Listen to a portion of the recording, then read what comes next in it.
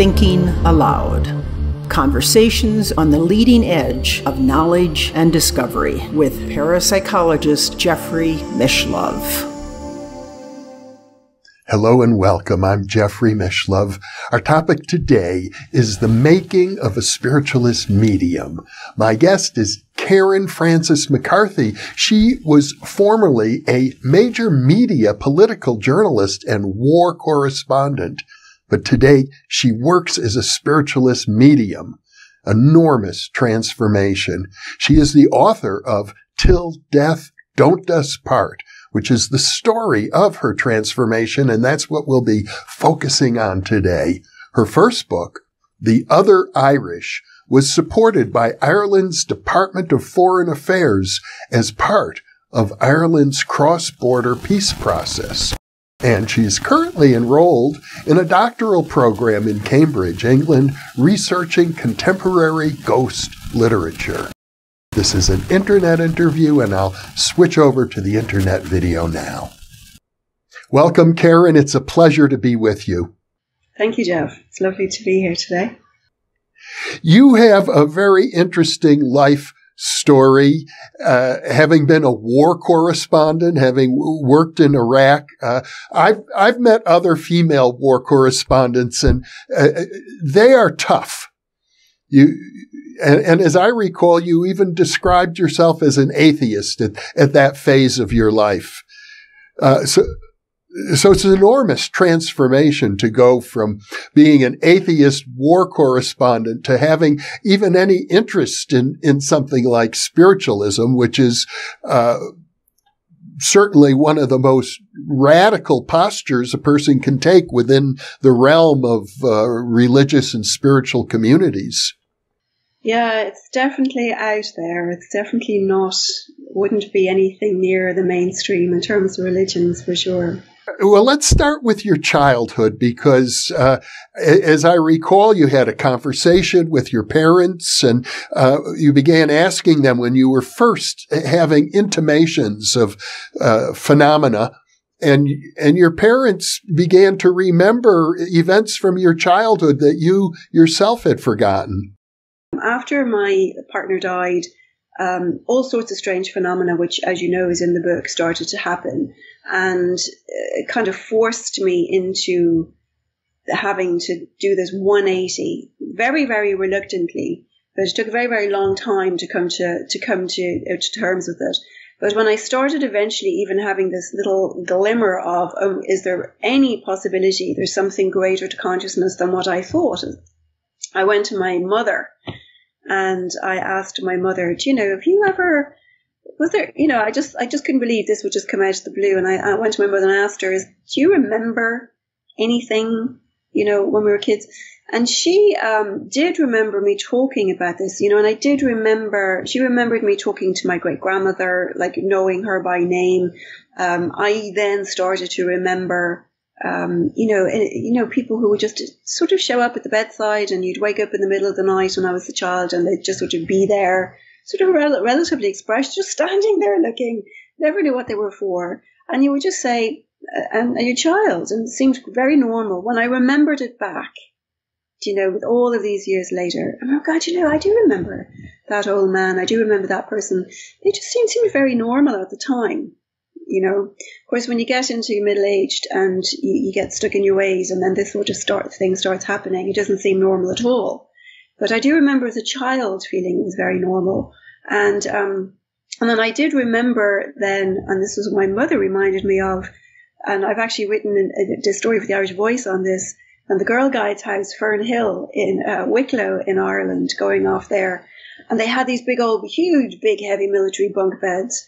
And myself and one of the other Girl Guides were late, and we were trying to get into our pajamas to get to a campfire, and we were the only ones in this big, old, scary house to begin with, And the huge bunk started rattling and moving, shaking, shimmying into the floor.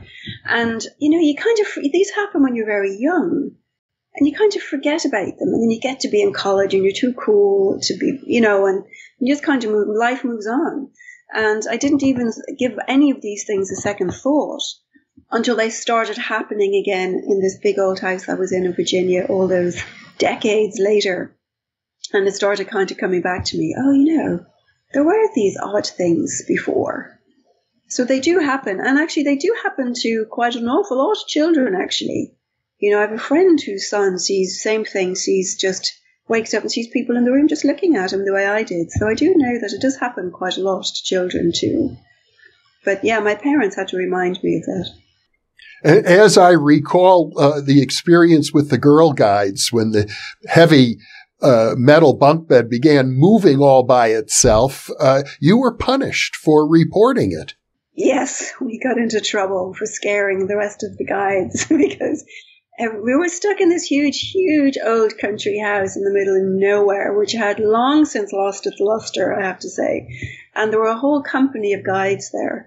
And of course, we came down to the campfire, freaked out, freaked everybody else out. The girl captain went nuts. So yeah, we got into trouble for scaring the guides. And I recall that the group leader made you tell everyone else that you had made the story up, that it was a lie. Yeah, well, I had to tell her that, oh yeah, we made it up, and what I think I just was like, oh no, it's nothing happened, just sort of had to dismiss it, and so she could go back and say it was nothing, and then of course that didn't go down well either with the rest of the guys. Well, I bring that up because it raises a kind of a conflict that occurs for young children who have these experiences and talk about them. Often they're asked to be quiet, not to discuss these things. It's stifled. These experiences are not encouraged in children. Well, I think in a lot of cases, they're written off as imaginary friends. And so parents will entertain them as the kid's imaginary friend, and that's about it. Like it's a pink elephant or something in the room, and that's what they're labeled as. And I don't know that a lot of parents who have this experience with their kids actually believe that, oh, it's probably their granddad or somebody else that they're talking to. And I mean, there are cases certainly where they are just imaginary friends, but I don't know that they're always imaginary friends. I have a friend, as I wrote in the book, which is, when she started hearing these stories from me, she started paying more attention to what was going on with her. At the time, was only like a one-year-old. And there is a scene in the book where she was clapping because he had taken a step, and he put his hands up to be picked up and then turned to somebody in thin air to be picked up. And she told me just the other day, actually, that he still sees people, he wakes up and he still sees people in the room. But he is one of those children. But because she had heard all of my experiences, she wasn't writing these things off as imaginary friends. Well, when your fiancé died, you were very distraught, and you went to live in a house temporarily near the Chesapeake Bay, I gather, and you refer to it as a mausoleum. I mean, which is, I think, a reflection of your depression at the time, your grief over your loss. It did look like a mausoleum too. Yeah, it was. It actually, do you know what? When I actually remembered the Girl Guides house story later on, and oh God, you remember that house? There were an awful lot of parallels between those houses, because this house I was in Virginia was this big, it wasn't nearly as big as the estate house in Ireland, but it was this big, dark, brooding house. It was all mahogany. The furniture was dark. There was very little light coming into it, and so it really did feel like a mausoleum to be in at. But yeah, it was sort of reflective of the headspace I was in as well. But definitely it was the bizarrest place to be, which is very dark and oppressive and brooding and all mahogany and creaking stairs and. And you at the time were expecting to be married within a matter of weeks, I guess. And then your fiancé just died suddenly, and apart from you. You weren't with him at the time of his death. Yeah, I was actually in the South. I was traveling through the Carolinas, Virginia. I was researching my first book. which was about the people from Northern Ireland in America. And that was sort of part of the cultural outreach, as part of the peace process in Northern Ireland. And so that's where I was, traveling around interviewing people and doing research there for that book when I got the news. So rather than come the whole way back up to New York, I just stayed in that house in Virginia. And there just didn't seem to be any point at the time in going anywhere else, and I don't know if it would have been different had I come back to New York. Certainly in Virginia, I was very isolated. It was very quiet. There was a lot of space. New York is very, very intense. So I don't know how the experience would have been at that point had I come straight back to New York, if it would have been any different than it was. But, probably that was the place I was supposed to be at that time, because what I discovered, as you know, close to where I was staying was the international headquarters of the Edgar Cayce Center, which was nearby, which I'd never heard of him before, but there it was nearby. The Monroe Institute is nearby there. There was a Spiritualist church, the Norfolk Spiritualist Church was nearby. The University of Virginia has a department in perceptual studies that researches all this phenomena. It was kind of like, I think I said in the book, it was like the Area 51 of the afterlife. That's what it felt like. And that's just where I happened to be plopped at this time, and I would have no other reason for ever going down there except for that research brought me there. And that just happened to be the place I was in when all of this started to happen. I was able to get to the church, to the Spiritualist church and to the Edgar Cayce Center and to these places, which really kind of was eye-opening. You sort of start to meet people who had all this experience and this knowledge that I had never heard of before. And as a journalist, naturally, you were curious, I should think. But at the same time, you write about a real conflict between wanting to connect with your deceased fiancé on the one hand, and on the other hand, not trusting any of it because of your materialistic outlook at that point. Yeah, you don't come from, decades of poo-hooing the church and this and that and thinking religion is delusional, coming from all of this, and being very pragmatic and, all this kind of thing. And very sort of having this very limited, view of you're born, you die, and that's it. You don't come from that to recognizing that consciousness exists, that consciousness is something that we can't even begin. We still don't begin to understand its nature. You really don't get from where I was to there without something massive happening. It was like with Evan Alexander, a neurosurgeon has to have a near-death experience before the light bulb pops on. I mean, these things, something really radical has to happen to push you off the track you're on and get onto something like this. And, I had, and as you know, this is in the book as well, I had, when I started to even begin to just entertain just for a moment, it was like, I'm not believing it, but I'm just going to, for a moment, just entertain this possibility. Just to, it was this kind of thing. Just let me entertain it. I'm not taking it, I'll entertain it to see where it goes. I discovered things like signs, people talk about butterflies and this and that. And then all of these crazy things started going on, and I said to, they were already going on, but then somebody, Professor Lou Legrand, who's a lovely man, has passed on since, had written this very nice book called Love Lives On. And it was one of the first things I read, and I had a call with him. He lived in Florida at the time. And, that's where I got an introduction to these ideas of, people see now, like things like robins and butterflies and feathers and pennies and all these kinds of things. But I was getting this host of bizarre things that weren't nearly as cuddly as that, but they nevertheless were very distinctly and inexplicable. And I did say to my friend who has the kid who sees the spirits, did you, I said to her, there's these things called signs that people, I was trying to tell her, she said, explain to her how this all works. And she said, you're not getting signs, you're getting burning bushes.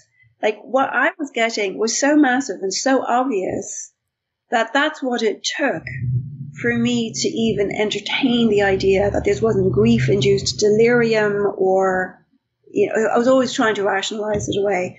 But it persisted and persisted.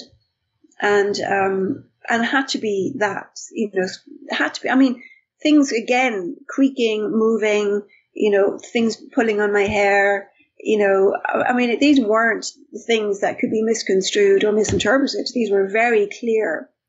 Seeing black figures, standing in the kitchen, just all sorts of things that just could not, ultimately, you could maybe rationalize one or two of them away, but the whole sequence of events, eventually I had to just acknowledge this just can't be rationalized away with a skeptical or secular paradigm. It dawned on you that your deceased fiancé, Johann, was actually trying to communicate to you, and you had to come to develop a sense of the language in which he was speaking, because it was nothing like an earthly language. I work now with people who are bereaved, who are trying to communicate with. I spent a lot of years, as you know, sort of trying to take the training very, very seriously to be ethically responsible when a bereaved individual sat down for help. And I thought it was very important to include the subtlety and the nuances of how these extrasensory perceptions work. Because it's a lot of people we read a lot where somebody dies and they just start talking in English in whole paragraphs, to people. And then what happens is somebody comes to a medium and they think that that's what we're hearing. And I think it can ultimately cause them distress, because then they don't understand why, if my husband or my father or mother or child or whatever, if you're communicating with them, why don't you just tell me what they're saying? And they think it's because they're just speaking to you like you're listening to the radio, and that's not how it is at all. The language of the spirit is very, very different from our language, and it's information that's conveyed by just blending with them and just feeling how they feel, by seeing images, by hearing words or phrases, by just knowing. Sometimes you just know something that you couldn't possibly know. And these are the clairs. These are all of the senses that are used for this type of communication. So it's quite difficult, and it does require quite a lot of rigorous and ethical training to be able to work with these and really understand that language properly.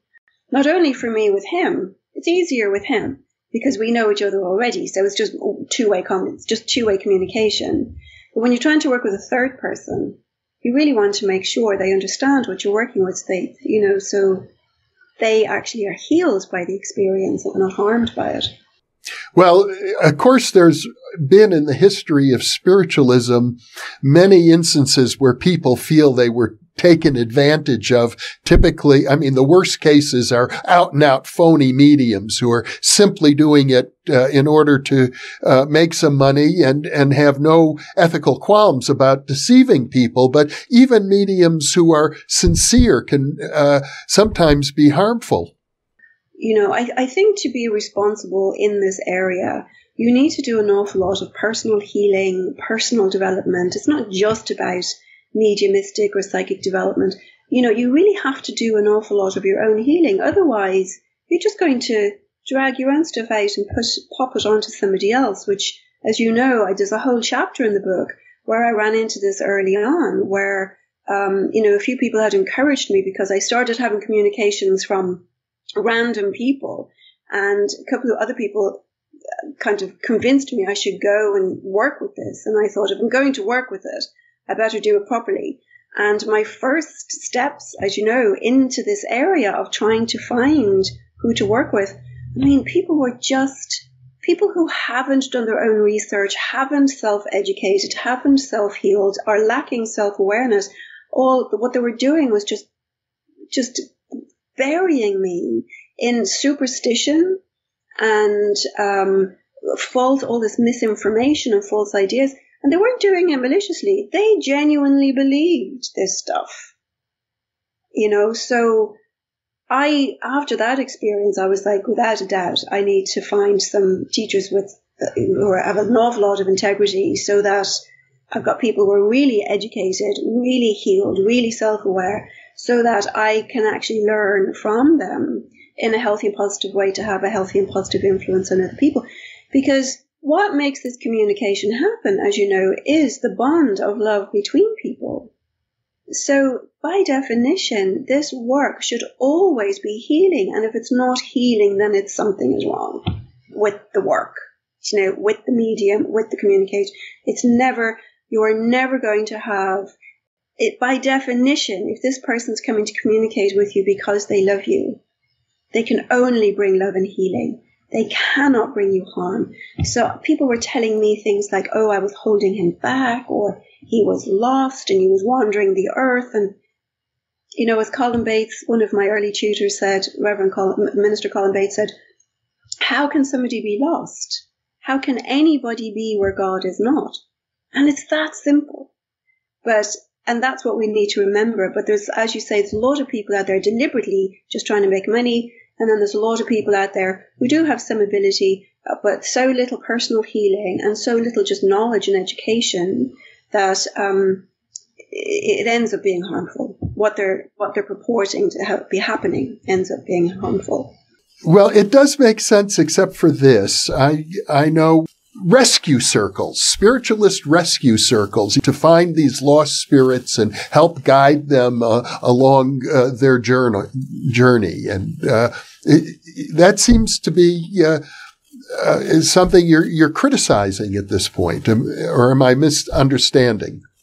I think that the spirit world has so much more power than we do, that any healing, if somebody dies here by tragically or suicide or anybody who goes to the spirit world, I know from experience of dealing with them, of communicating with them, that nobody dies alone. And I've sat with enough people who are dying to sense who's in the room with them.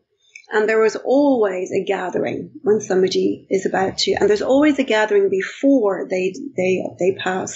So nobody dies alone, for one thing. And then secondly, it doesn't make sense to me that if half the family is come to collect them, to help them on their way, what do they lose them? Forget them? It doesn't make sense when you think about it that way. And then on top of that, the power of the spirit world to heal is phenomenally stronger than ours. So they are the ones that can do the healing if healing needs to happen. This is why we do trance healing and spiritual healing, is to access that power for ourselves. If somebody's in the spirit world, they're already in good hands. I guess you would agree, though, that the concept of the rescue circle is rather widespread within the spiritualist community. Well, not in the SNU. I don't know about other spiritualist communities, but within the organized religion of the NSAC here in the States, the SNU in Britain, they don't subscribe to rescue circles at all. I think rescue circles is less part of spiritualism than it is part of a group of aspects of mediumship. So, just individual mediums or groups. But you wouldn't find, and if there is a spiritualist organization where this is part of it, I certainly haven't heard of them. But I know the NSAC and I know the SNU most definitely in the UK does not have rescue circles as part of the spiritualist paradigm, the spiritualist principles. I do know individual mediums gather to do that, but again, that's their belief system. I don't want to push the point too far because I know you do have a very interesting story of your own, but I am reminded of a well-known movie. I've recommended it to our viewers called No Solar. It's out of Brazil. That involves, a physician who dies and finds himself in a kind of hellish environment, because of the way he lived his life, presumably. But finally things get so bad, he asks for help. And then from the spirit world, he receives help. Well, let's move on and talk about, your experience early on when you're living in this Mausoleum house in Virginia. You got a lot of help along the way, and it began actually at a Catholic church, of all places. Yes, yeah, of all places. I went out for a walk one day, got lost, and ended up standing, sort of, when I realized I was lost, I was actually standing outside a church and the bell was ringing for Mass. So I went into the church, and then after the Mass, I hadn't been inside a church in, I think probably except for a funeral, I hadn't been in a church in like 3 decades probably since I was a child. And afterwards, it was lovely. It was very comforting, actually. Strange with music, it was beautiful. And afterwards, I went into the rectory to talk to the priest about all of these things, because I thought I'm delirious, you know. And I went into the priest, and the priest, of all people, said, no, don't worry about this. These are just signs that our loved ones leave us when they've passed on. Other parishioners have had these too. And I actually did come back and do some research on that, and the Reverend Concetti in Rome had subscribed to this idea as well, that our loved ones can communicate with us. And, we've had this from Padre Pio. We've had this from a number of people within the Catholic religion. And for me, it was just the oddest place to hear this from, which kind of in a way made me pay attention, because I thought, whoa, if you can accept this, can I even just for a moment consider it? I thought it was fascinating when one of the parishioners met you. I guess you were sitting and watching the sunset, and she came to join you and recognized you from the church, and was talking and telling you that she too had had these experiences of signs. But then she made a point of saying, of course, we're not summoning spirits. That would be forbidden. But then the Spiritualist church across the bay, that's what they do. And you went right over there.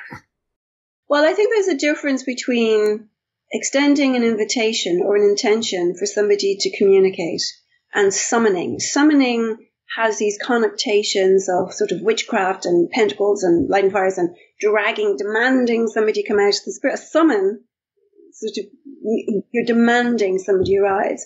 When you just extend, nobody's going to come communicate with you if they don't want to. That's for a start. So when you go to sit with a medium, they'll just invite somebody, but it's the prerogative of the person in spirit form whether they're going to come or not, which is why it's next to impossible to guarantee somebody is going to come. All you can do is extend that invite and then hope they will. And that's really all you can do. It's a big difference between inviting and summoning. Well, I think, though, it would be fair to say that in the Judeo-Christian tradition, the story of Saul summoning the spirit of Samuel by virtue of the agency of the witch of Endor has created a cloud over the whole spiritualist religion, where many people who are Jews and Christians feel that, this is a forbidden practice. Yeah. And this is where a lot of these old beliefs come from. You have something like that was written, and now here we are in the 21st century and people are still interpreting it. I think that an awful lot of what comes up, you've got to remember the Witch of Endor came off pretty well in that story. She slaughtered a calf, she fed him, she knew that this was a forbidden practice herself at the time. She didn't want to do it, so the Witch of Endor comes off pretty well in that whole story when you read it. But, a lot of these, and then what happens, of course, is he goes out and he loses the battle and he's punished, right? So then it's like, oh, nothing good can ever come of these things. You pass that down through enough centuries, it just becomes embedded in the psyche, and what I think would be lovely is, and as you know, I'm doing a PhD at the University of Cambridge. I'm at the University of Birmingham now in contemporary ghost stories and the cultural narrative around those ghost stories, is that I really do, what I would love to see is just people challenging those inherited beliefs. This is where these ideas of people needing to be rescued by us humans, we can't even rescue ourselves, people being earthbound or people being lost, or, it's like when you sit with these things. That's why I love the work of like Rupert Sheldrake and Sir Roger Penrose and Dean Radin, and these people are really starting to look at consciousness from a much more rational standpoint and not from ancient parables, because all sorts of things can be handed down and misinterpreted, or, it's like a game of Chinese whisper. You keep passing it along and it gets ingrained, embedded, and, changed. I think it would be lovely just to start looking from where we are in the 21st century at some of these concepts from the lens that we now understand in the 21st century. Well, at some point, you made a transition from having these signs and feeling you were beginning to establish a sense of contact with Johann to actually functioning as a medium. And I believe it occurred in one of the classes you went to where you were asked to do a reading. Well, what happened initially was I was sitting with a friend in Central Park when his friend's mother popped in, and I had no idea who she was. And I told him everything I got picked up from her. He didn't know any of this information, so he had to go back and verify it. So that was actually quite encouraging, because it meant for me, I'm not just mind reading. This is not telepathy or psychism or something, because he doesn't have the information for me to telepathically get from him. He had to go someplace to a third party to verify that. So that was quite encouraging early on for me, who was still doubting the veracity of any of this. And again, it happened, I went to a healing class at the Edgar Cayce Centre, probably the class you're talking about, where a woman who's her grandmother from India who had died showed up because her granddaughter was very upset. At that time, her boyfriend had left her, and I didn't know any of this, of course, at the time. But the grandmother popped in. So when those sorts of things started happening, I started realizing this is not telepathic communication. This is not, I didn't know who this granddaughter was when the grandmother showed up. I actually met the granddaughter later, that evening. And that was quite encouraging for me, because as a skeptic, I wasn't really keen to just jump onto the discarnate consciousness survives concept. I was not an easy student, I can tell you. I really did question and resist a lot of that. I'm sure you can imagine it's not easy to accept these beliefs at all. And for me, I would never, ever have believed them had I not experienced them and not been able to explain them away, which I tried to do, couldn't. Well, I think one of the biggest difficulties people have with it is because we want it to be true, and we know we want it to be true, and therefore we don't want to deceive ourselves by accepting the belief too quickly. Too quickly, absolutely. And I think there's, it makes it harder work, but I think it's better to do that, because I really I'm glad in a way that it was such a hard turn for me to make, because I really had to scrutinize everything I was being told. I scrutinized and questioned and researched everything that was coming at me, looked at everything to see, is there any sense in any of this? Where are these beliefs stemming from? Because we regurgitate a lot of stuff without ever questioning, where did I get that from? And that to me is the problem. We need to fact check where we're getting our beliefs from, where we're getting our facts from before we go out. We can see that worldwide on every level at the moment, but I think it's important to question, to scrutinize, to research, to actually search and research. I think everybody would be better off if we did that, and instead of just accepting things that we're told, because we don't know where they came from or why they came to us. And so it was quite a lot of hard work for me to be able to kind of get on board with these, really. And even after I'm communicating, I'm still, did I get that from there, or did I pick that up from, all the time questioning, because as you know, it is very possible for mediums, and I've come across this, psychics who are reading the memory of my mother since past the spirit world. I've had this experience. Psychic is reading the memory of my mother that's stored with me in my energy field. I'm not connected to my mother at all. And they think they're working mediumistically because the memories all make sense, but they're actually just working psychically, which is just on this level. And I sat there with somebody telling me all these things about my mother one time, and I'm sitting there and I thought, and I go to my mother, are you talking to them? No. to be careful, very careful. I think discernment is undervalued in this. I think it's so important for us all to be vigilant and discerning to make sure. There's nothing to me wrong with talking on, me to you about, say, your father's memories or, experiences with your dad, as long as I'm honest about where I'm getting the information from. Nothing wrong with that at all.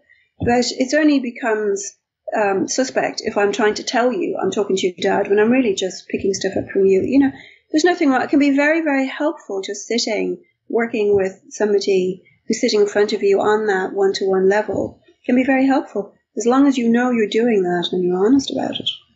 Well, you went through, a succession of stages. First, you were an atheist, and then you began to experience signs. And then you came to realize these signs really was Johann, who was communicating with you. But the next big step, I would think, is to see yourself as a medium, as somebody who could perform a service for other people. Yes. That was not easy, and I'll tell you why. Because it's one thing to realize consciousness survives. It's one thing to realize that Johann's communicating with me and somebody's grandmother, somebody else's friend's mother's. It's a whole other thing to actually go out and declare that to the world. It's easy to do it. I'm just going to do that very, very quietly over here in the corner so nobody knows. But having to actually go out and take a stand for it is an entirely different thing.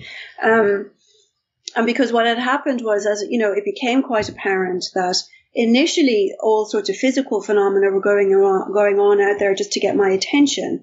But as soon as it got my attention, what started happening was the communication started happening internally, which is mediumship, And that was having to rethink. It's as it changes your entire identity.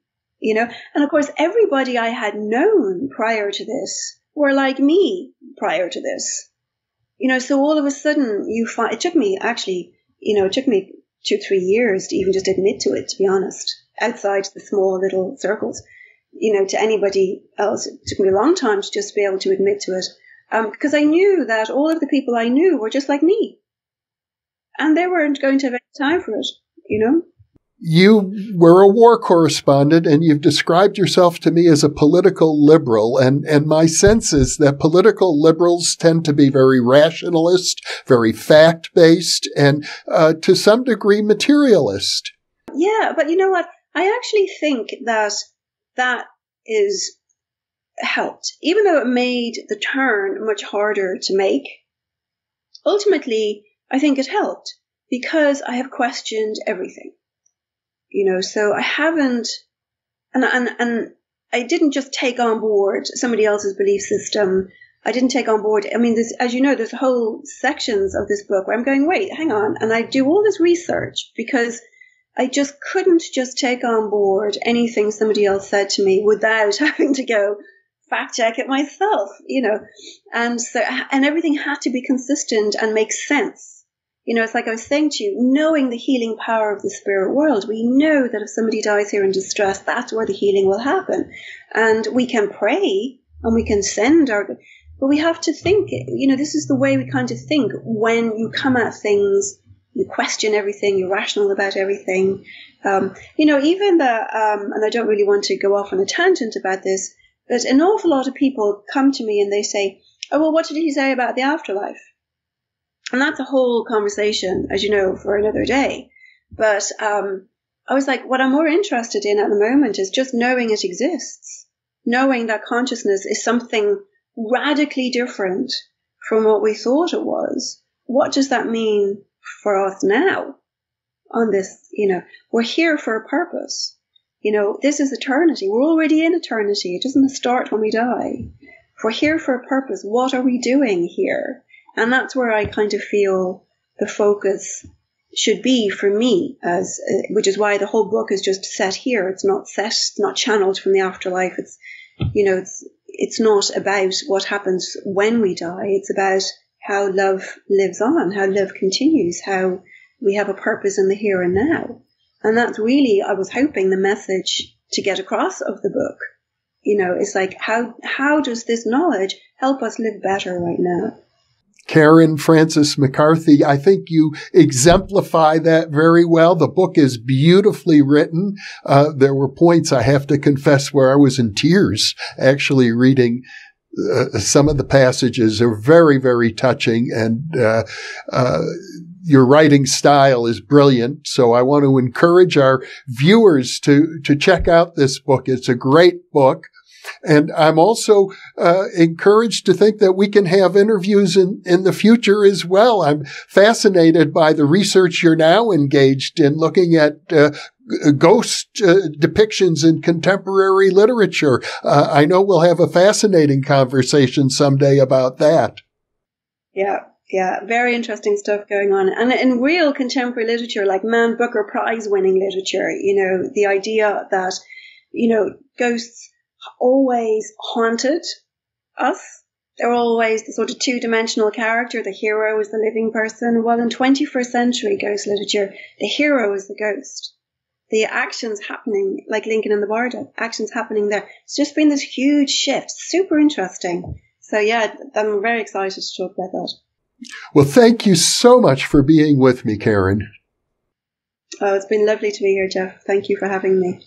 And for those of you watching, thank you for being with us.